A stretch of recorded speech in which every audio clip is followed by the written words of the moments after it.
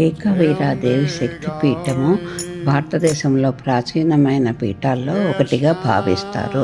ఇది ఒరిస్సా రాష్ట్రంలోని భువనేశ్వర్ నగరంలోని ఏకాంబ్ర క్షేత్రంలో ప్రాంతంలో ఉంది. ఈ ప్రాంతము అనేక శైవ శక్తి ఆలయాలకు ప్రసిద్ధి పొందింది. ఈ పీఠము 18 శక్తి పీఠాల్లో ఒకటిగా చెప్పబడుతుంది. సతీదేవి అవయవాలు పడిన ప్రదేశాలను శక్తిపీఠాలు అంటారు.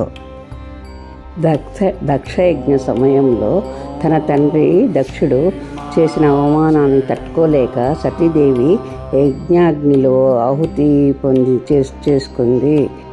ఆమె దేహాన్ని భుజాన వేసుకొని మహాశివుడు తాండవం చేశాడు. అప్పుడు జగత్ రక్షణ కోసం విష్ణుమూర్తి తన సుదర్శన చక్రంతో సతీదేవి దేహాన్ని ముక్కలుగా చేశాడు. అవి పడిన ప్రదేశాలని శక్తిపీఠాలు అంటారు. ఈ ఏకవీరదేవి పీఠం మీద సతీదేవి యొక్క పాదభాగం పడిన ప్రదేశంగా భావిస్తారు.